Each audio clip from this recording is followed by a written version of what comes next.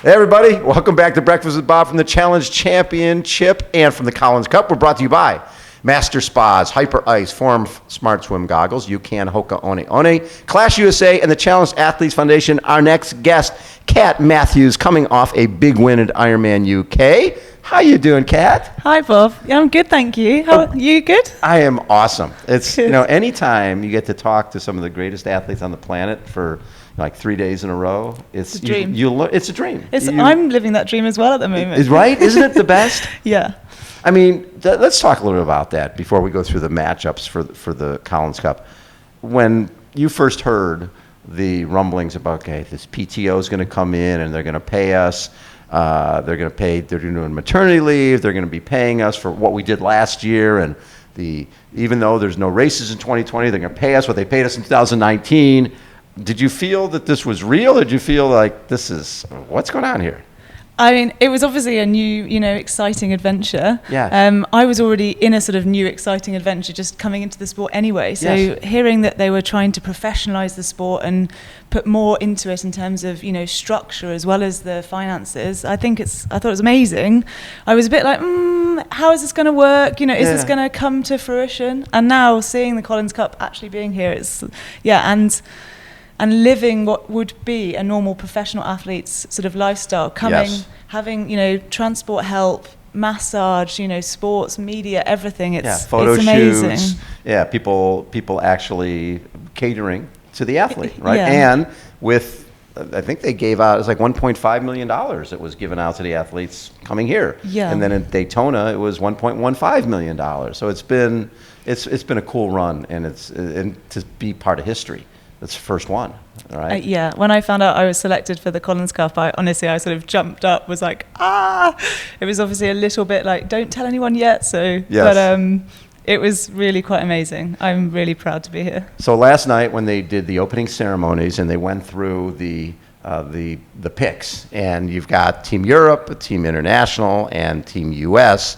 And so in your matchup number 6, you are matched up against Carrie Lester and Jocelyn McCauley. You excited about that? Yeah, I mean, they're two really amazing names in the Ironman scene. So that long distance is where I've been focusing on for the last year. And to race against, Carrie's obviously ranked ahead of me, and Jocelyn, I think, just below me. So it should be a really good long distance sort of fight over 100 kilometers. Yes. So it's quite unique, I think. It is unique. And I know Carrie's coming off of her third win at Umbrumman a few weeks ago, which is a brutal race, and Jocelyn just had a little one. Yeah. But she's back. I think, did she go to Finland or somewhere? Yeah, she just got second at Finland. Yes, she did. So it's really fun to see everybody coming in sort of on a high. And let's talk about Ironman UK 940, great race, but Tulsa. Talk a little about Tulsa and your marathon there. What the hell? Thanks. Did that surprise you? Yes and no. I think going into events, I'm normally pretty good with like roughly what I expect in terms of numbers and power and analysing the course.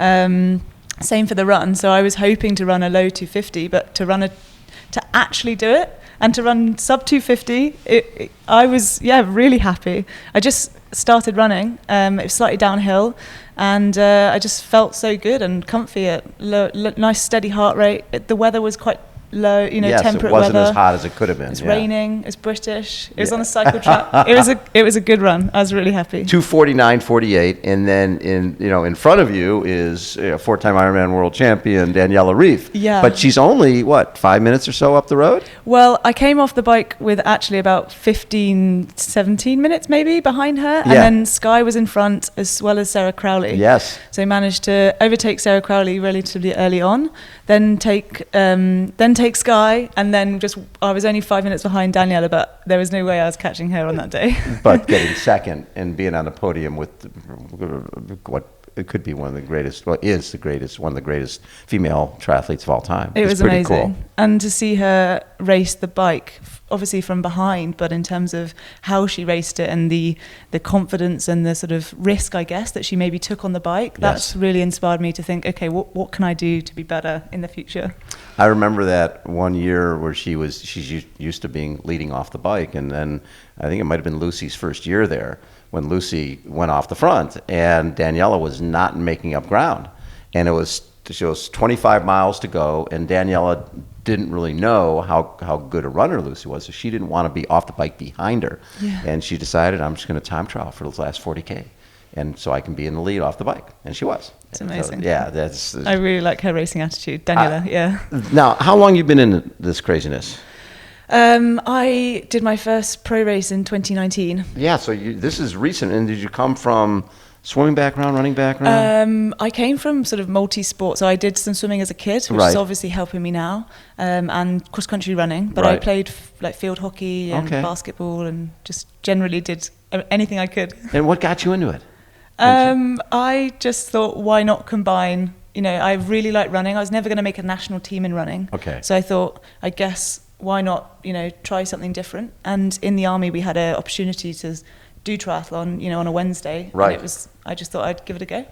And so you're still in the Army? Yeah, still serving in the British Army as a officer. They're supporting me at the moment to be full-time training to be an athlete. So they're supporting you for this quest. How it's fun amazing. Is that? It's a really privileged situation to be. And I take that role quite seriously, especially with regards to the giving back to the team element of the army sports. So I still captain the female team in the army and try and give as much as I can back into that grassroots. Yes. What was there a breakthrough race for you? A race where you felt, okay, I can be competitive with the best in the world here? I guess it was Tulsa. I think before I went into that race wanting second, but not really. I didn't have the confidence to say I'm going to be second. Right. Whereas now I will go into any race and think I can do this. I can win, or I can podium. Yes. Well, you look at, you win Ironman UK, you've won Ironman Florida, the Outlaw Half, 70.3 Talaman. Obviously you're always in fourth at Challenge Gran Canaria. You're always up there. It seems like you're always on the podium or just adjacent to the podium. I just wanted, obviously, to race in the World Champs this year to sort of solidify these results, because and that's what the PTO is bringing actually, is these bigger events where you are competing against the best in the world. It's not just one-offs. Yeah, I want to race the best. That's why I wanted to race professionally. Right. I want to race at the very top end. Well, because when you got into the sport, it wasn't long before you became a pro. Yeah, no, I did a couple of years as an age grouper. And then decided, I'm going to go for it. Why not? It wasn't really a decision. It was just, you're good enough, do it. So you were in the military before you got into triathlon? Yes. What was that discussion like with the upper management saying, I'd like to do this triathlon thing, and I think I could be really good at this, but I still want to be in the Army? So that's why I genuinely believe the Army in England, the British Army, is so unique. My boss actually said to me, why don't you consider doing this, more? Really? Yeah. So she put me forward. She did the paperwork. She supported it. Wow. I didn't have the confidence at the time to say, I'm going to, step out of my role as a physio. That was, outside any barrier of my imagination. And then that sort of, I guess it was just a spiral. I got good enough to say, actually, I am good enough to be here. I want to keep doing this. And now I drive that. And nobody in the Army is saying to me, oh, you should definitely go back to physiotherapy. They're saying, wow, what an opportunity. We can give you, go for it. Do your best. And do they want you to be, I'm assuming they want you to be a role model for the British military, that, listen, you can achieve a lot in the military. Absolutely. And I know I'm good at talking about that, but I also know that it's heartfelt, I believe it. Right. If you want to pursue something and it's going to better the team, the whole team being the nation as such, you excelling at elite sport, or you putting something into the community, or doing charity events, or anything that's going to better the community and the British Army, then they support They're all for it. Yeah. That's the coolest thing. So the rest of the season, you were planning on Kona, I'm guessing? I was. Yeah. So now that's moved to February, we hope. We hope that'll happen in February. In the meantime, what will you do to replace that, or will you? I honestly haven't decided. There's no rush. Come into this week wanting to focus on this match. Yes. I know that's a little bit unique, but for me, this was, genuinely a dream goal to be here and to race. Absolutely. And so on Sunday, I think after a couple of drinks, I'll decide what to do next week. Again, what's so nice is there's no rush, and races out there, I'm sure, are going to be very excited to have some of the Collins Cup athletes who now will be available. Before they weren't because of Kona, so now they're going to be available. Yeah. We're going to see, a bunch of folks are going to come to California for the Ironman California, which is in Sacramento in late October, and then there's so many races that are. I think available. I would target either, obviously, the World 70.3s.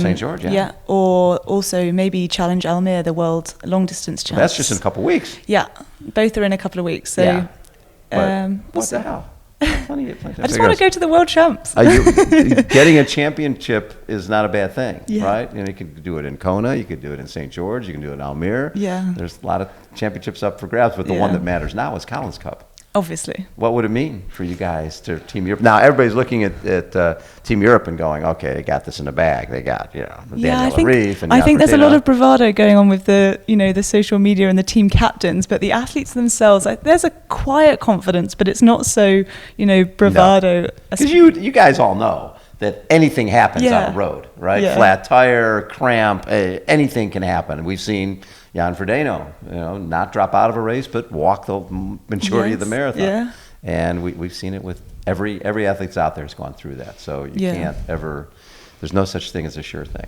Absolutely. And I think it is a bit of a unique, racing. Two other people. And also the distance. So it's not what anybody's trained for, really. It's a unique distance that's coming, into play a bit more, which is pretty cool. It doesn't favour the swimmers, I don't think. So it's not. No. Sorry, the opposite. It favours the swimmers. Yes.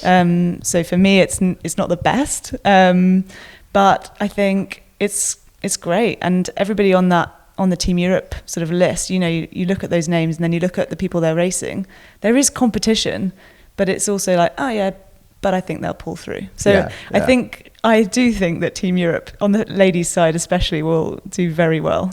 Well, I mean, Daniela Ryf, Lucy Charles Barkley, Annie Holly Lawrence, Emma Palin-Brown, who's been on fire, and yourself, right? Yeah, I think it'll be more about how many bonus points we can get for the men to come into their race with. I think people are thinking, right, how many bonus points can we get here? Yeah, by a little bit of slaughter rules and seeing what the gaps you can get. Yeah, so the 6-minute gap to second and to third obviously gives you all 6 points. Yes, very cool. I love it. Kat, thank you so much for taking time. I love everything you're doing. We don't get to interview many folks who are in the military and are competing as pro triathletes. That doesn't happen very often. No, it's pretty unique. It's very unique. Maybe in Europe it's a little bit more common, maybe. But it's good. Love it. Thanks so much for taking time. No, thanks for chatting, Bob. Kat Matthews, not our favorite joint comedian, Kat Williams, has been our guest. Thanks, everybody, for tuning in. We'll be right back. See ya.